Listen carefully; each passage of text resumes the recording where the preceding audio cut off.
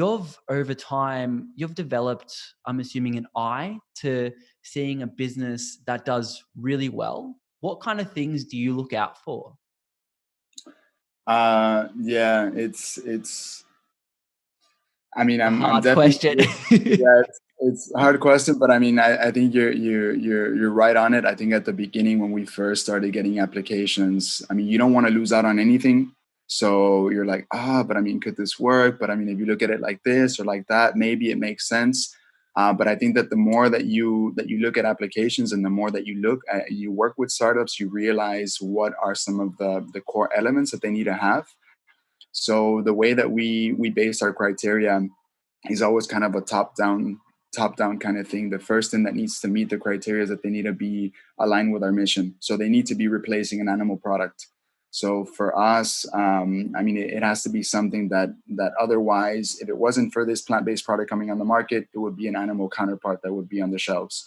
So that's key for us at the beginning. Afterwards, I mean, the product is something that we're attracted in. It needs to be something new. It needs to be something that we feel is missing on the market.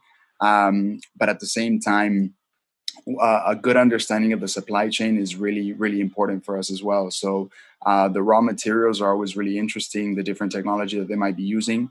And it's okay if a company doesn't have all the holes figured out. I mean, there's so many aspects that go into a company that an early stage company, which is the primary stage that we work with, cannot have all these things covered right off the bat.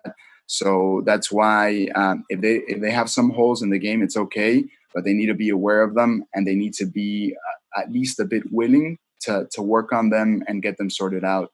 So a good understanding of what their differentiator is, right? What makes them different is something very important for us. They need to know if there's competition, it's fine, but they need to know how they're going to do their strategy differently. So I would say that having a good understanding of their whole supply chain and also understanding some of the gaps that are missing on their team, but also who they're targeting, and then on top of that, what makes them different is something that's very key. And then I think that something that we see more and more is also just the vibe on the team, just how the founders present themselves and how they present their projects and their rapport actually ends up going a long way because that really creates this sense of belief right on our end because to a certain extent we're taking a bet on all of them. We're taking a bet on, okay, they can make it. So we need to be able to relate to them, not only as a team, not only through their product, but as people as well. So sometimes there's been cases where we're not, entirely sure about the viability of something, but just because the founders are very enthusiastic, they're very passionate, and they have a track record of being hardworking, and we get a feel that they will be very dedicated to the program. We've worked with companies like that in the past, and it's paid off a lot. It's paid off a lot because you believe in the founder's passion, you believe in their work ethic, and they end up delivering quite well.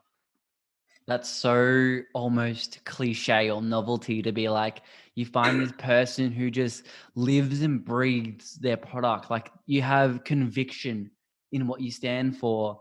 And that's actually phenomenal. And probably the hardest part of getting a business done because it's not something in the plan that you can write down. It's like an internal conviction and mindset that you have to carry, which is it's so good in so many ways that you guys look at that because I mean, I'm just looking for from the outside in, but that is like phenomenal. When you see